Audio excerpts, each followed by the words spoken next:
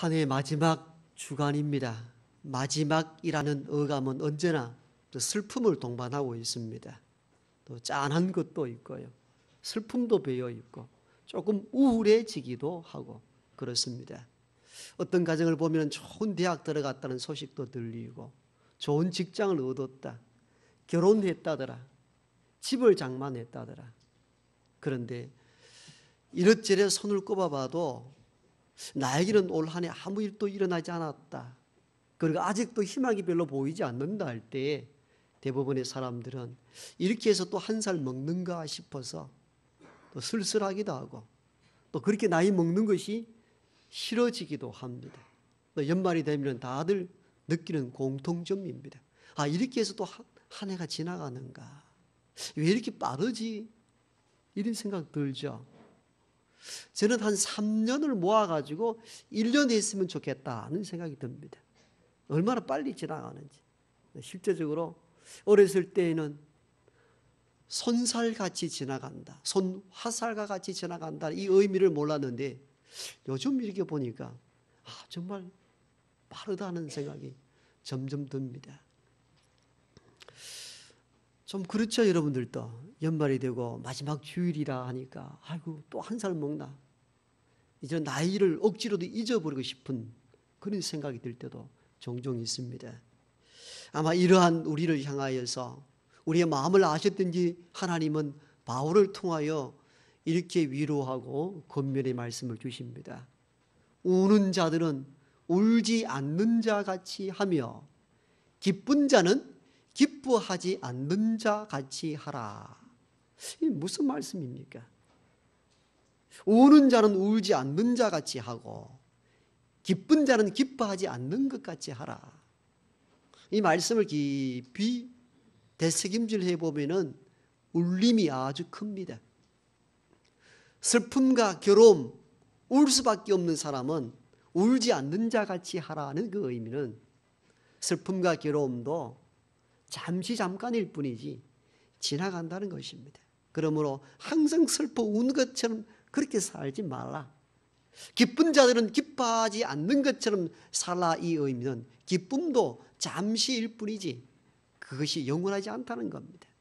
기쁘다고 너무 자만하거나 교만하지 말라는 메시지가 이 메시지 안에 숨겨져 있는 거죠. 그래서 30절 하반절에 보면은 왜 그런가 하면은 이 세상의 외형은, 바깥에 있는 드러난 모습들은 다 지나감이로라.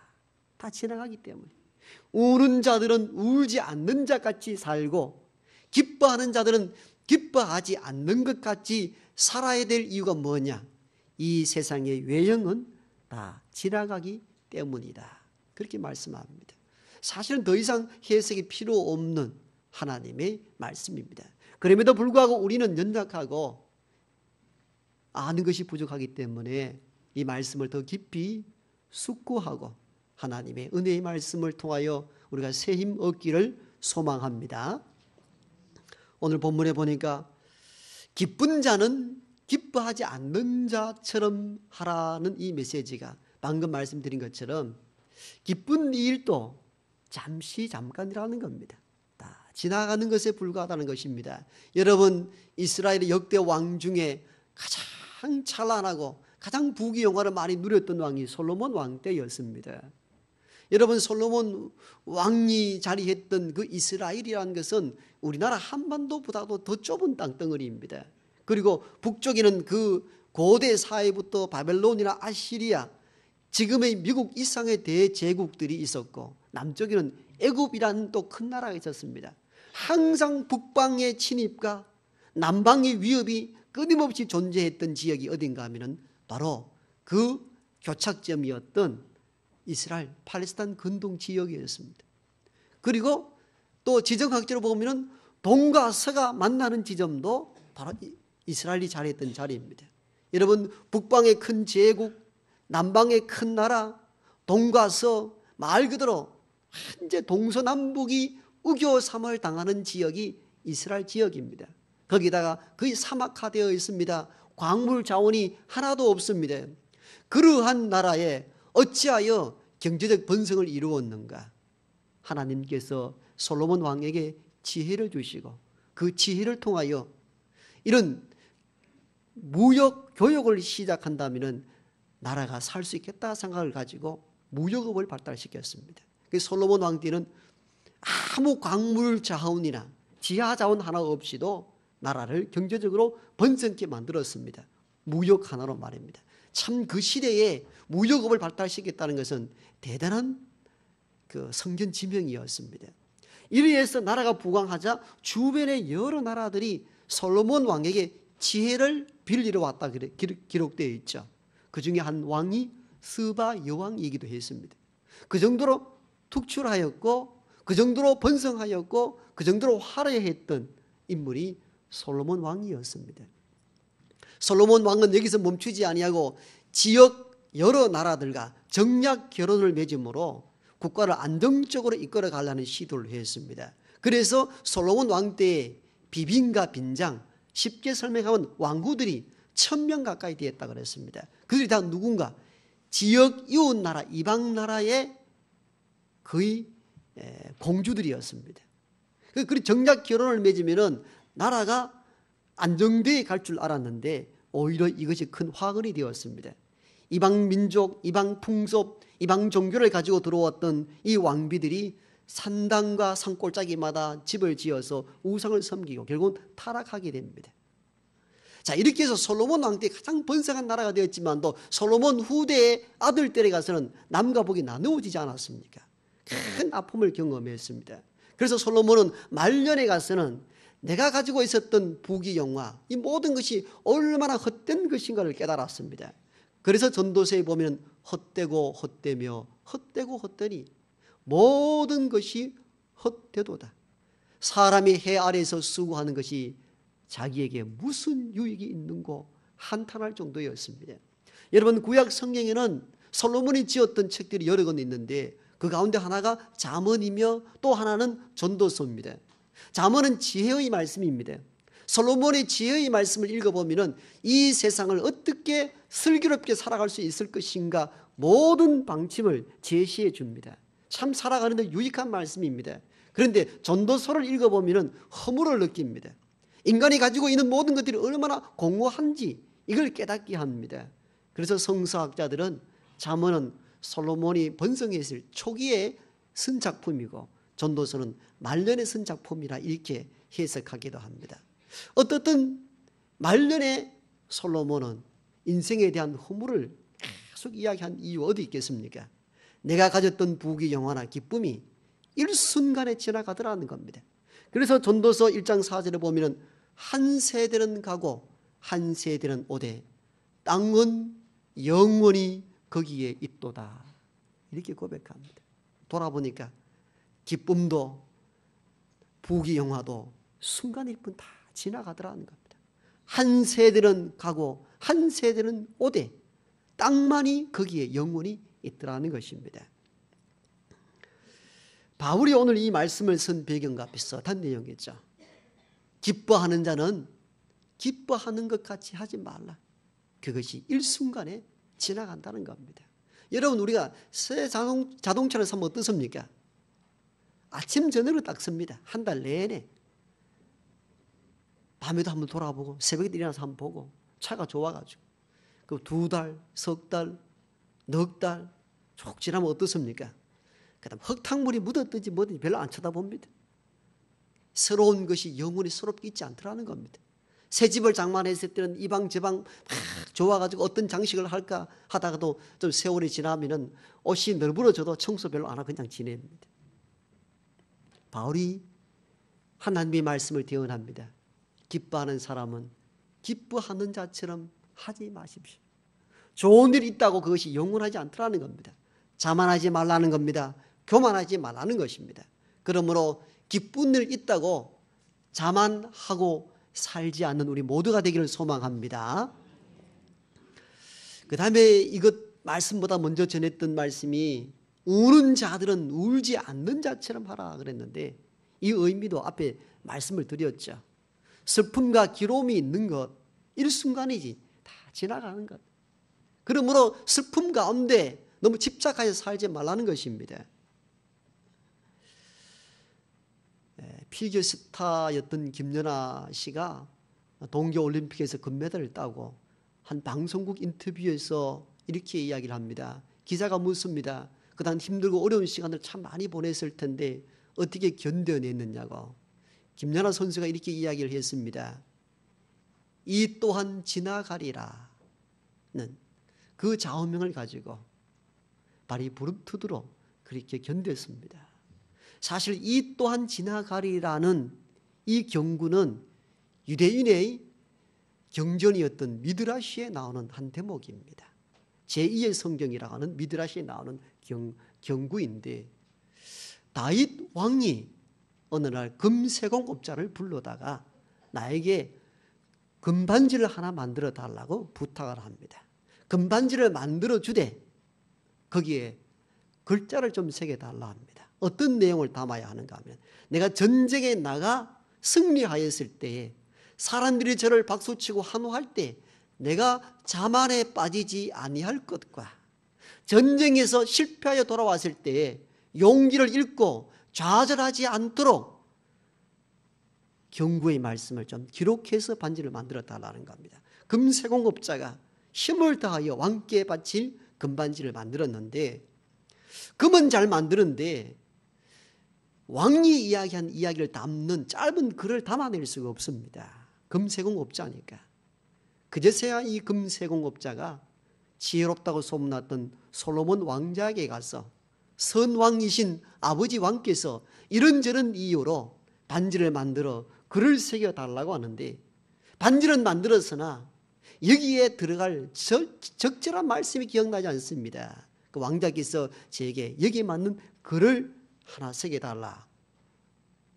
그래서 준 메시지가 이 또한 지나가리라. 이 또한 지나가리라. 즉 성공했다고 승리했다고 교만에 떨 이유도 없다.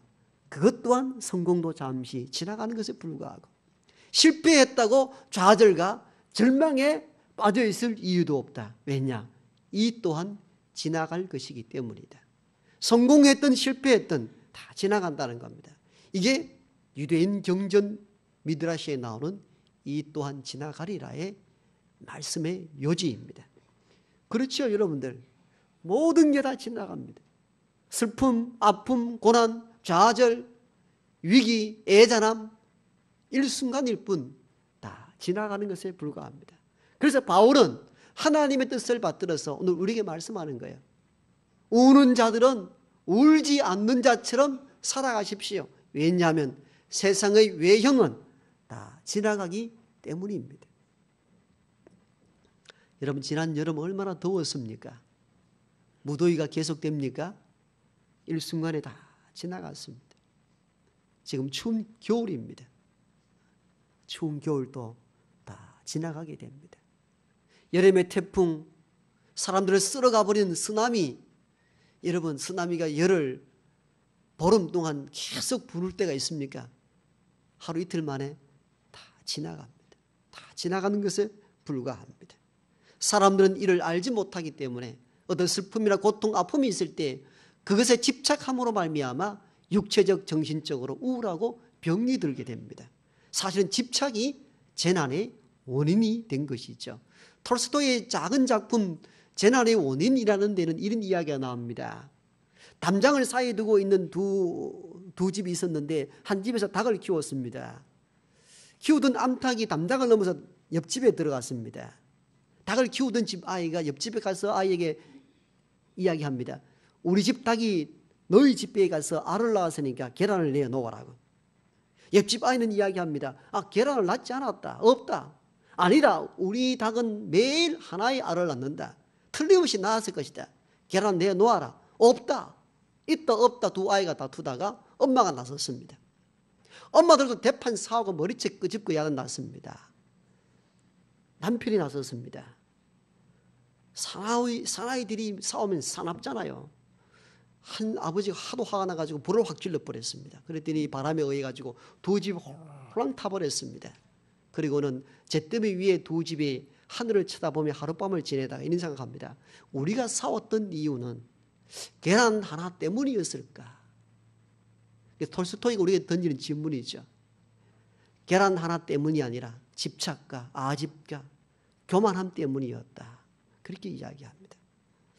우리가 싸웠던 그 이유들, 우리가 그렇게 집착했던 그 이유들, 그게 엄청난 큰 문제가 아니에요. 사실은 굉장히 작은 문제에 아파하고 슬퍼하고 우울해하는 거죠. 사실 그때 이 또한 지나가리라는 유대인 경전의 미드라시의 이 경구를 그들이 깨달았다라면, 바울이 주셨던 이 하나님의 말씀, 기뻐하는 자들은 기뻐하지 않고 우는 자들은 울지 않는 자처럼 살라. 세상의 유행은 다 지나감이러라. 이 말씀을 알았더라면 잿더미 위에 누워있지는 않았었겠죠. 사람들은 보다 사소한 일에 목숨을 걸고 인생을 살아갈 때가 종종 있습니다. 어떤 목사님의 책을 읽어보니까요, 사람들이 작은 일에 염려하는 것은 엄청난 큰 일을 겪지 않았기 때문이다, 이렇게 해석을 합니다. 유심히 그 글을 읽어봤더니 참 공감되는 내용들이 많아요. 쉽게 예를 들면 이런 겁니다. 공부 중에 있는 자녀를 키우는 부모들이 갖는 공통된 특징이죠. 야, 애가 좀 공부를 좀 잘했으면 좋겠단 말이에요. 성적이 좀 올랐으면 좋겠다. 그 성적 때문에 되게 화가 날 때가 많죠. 저도 마찬가지입니다. 목사가 모든 일에 도통한 것 같아 보여도 자녀들 공부를 잘 안 하면 되게 화가 나요. 공부를 안 하지. 우린 가난할 때도 저렇게 열심히 했는데 이 마음 들 때가 종종 있어요. 여러분 그렇지 않습니까? 공부를 다 잘합니까? 그게 얼마나 우리의 부모들의 마음을 거스르게 하고 걱정, 염려가 되게 하는지 몰라요. 그런데 이 목사님 글을 읽다가 제가 좀 깨달았어요. 그런데 그것은 지극히 작은 염려에 불과하답니다. 큰 걱정이 없어서 그런 작은 일에 염려하고 걱정을 한다는 겁니다. 아이가 어느 날 아파서 병원에 갔더니 큰 병에 걸렸습니다. 그럼 어떻게 말합니까? 너 이번에 몇 등 했어? 이렇게 묻습니까? 야야 꼴찌 해도 좋다. 건강만 해라 이런다는 거예요. 맞잖아요. 다 그렇게 살거든요. 그 성적 뭐 5등이면 어떻고 20등이면 어떠냐, 꼴찌면 어떠냐, 건강하면 인생 사는 거야, 이렇게 이야기를 합니다. 왜 그렇습니까? 성적보다 더 중요한 엄청난 큰 문제가 발생했기 때문이에요. 어떤 형제들은 이런저런 일로 토닥토닥 많이 싸우잖아요. 그러다가도 어떻게 엄마가 큰 병에 걸렸다 이러면은 사는 것이 다 중단되어 버립니다. 왜요? 어머니가 죽느니 사느니 이게 더 중요한 문제로 대두되기 때문입니다. 우리의 삶을 돌아보면 대부분 그렇습니다. 지나가면 아무것도 아닌 사소한 일에 다 염려하며 걱정하며 인생을 살아갑니다. 그런 우리를 향하여 하나님은 바울을 통해 이렇게 말씀합니다. 우는 자들은 울지 않는 자처럼 사십시오. 세상의 외형은 다 지나갑니다. 이렇게 말씀을 합니다. 여러분 그렇죠? 다 지나갑니다. 다 지나가는 거예요. 이 또한 지나가는 겁니다. 우리에게 당한 어려움, 슬픔, 괴로움 다 한순간일 뿐 지나가는 것에 불과하다는 겁니다. 어떻게 사는가? 우리는 성경을 통해 답을 얻어야 됩니다. 솔로몬은요, 헛되고 헛되며 헛되고 헛되니 모든 것이 헛되도다. 사람이 해 아래서 수고하는 것이 자기에게 무슨 유익이 있는고 말하면서 그런 새로운 진리를 깨닫는데, 솔로몬의 고백을 들어보십시다. 사람이 먹고 마시며 수고하는 가운데서 심령으로 낙을 누리게 하는 것보다 나은 것이 없나니 내가 이것도 본즉 하나님의 손에서 나는 것이로다. 사람이 수고하고 애쓴 가운데서 마음으로 낙을 누리며 사는 이것이야말로 가장 귀하다는 겁니다. 이것보다 나은 것이 이 세상에 없다고 말씀합니다. 사소한 일에 집착하여 아프고 우울하고 슬프게 인생을 소비하는 것이 아니라 심령으로 낙을 누리며 살아갈 수 있길 바랍니다. 미국의 어떤 유명한 가수가요, 2차 세계전쟁에 참전하였던 군인들을 공연에 참여해달라고 부탁을 받습니다. 워낙 유명한 가수이다 보니까 시간 내기가 빠듯합니다. 그래도 그들이 하도 간곡히 요구를 해서 또 한 곡, 한 5분 부를 그런 약속을 하고 갔는데 5분 공연 하고자 갔는데 그 30분을 노래했다고 합니다. 이유가 뭐였냐? 아주 앞줄에 선 두 분이 보니까 전쟁에 나가서 한쪽 팔을 잃었습니다. 한 사람은 오른쪽 팔을 잃었고 한 사람은 왼쪽 팔을 잃었습니다. 각자 가지고 있는 한 팔로 박수를 치기 시작하는데 그 광경을 이 가수가 보고는 도저히 5분 노래하고 내려갈 수 없더라는 겁니다. 아픔, 고난, 슬픔, 애잔함 다 지나가는 것에 불과합니다. 심정으로 오늘 여기에 낙을 누리며 사는 것보다 더 나은 것이 없습니다. 솔로몬 왕자가 우리에게 주셨던 그 경구처럼 이 세상에 있는 모든 것들은 다 지나갑니다. 같이 한번 저와 여러분의 고백을 한번 이 대목을 읽어보십시다. 이 또한 지나가리라. 한 번 더. 이 또한 지나가리라. 하나님,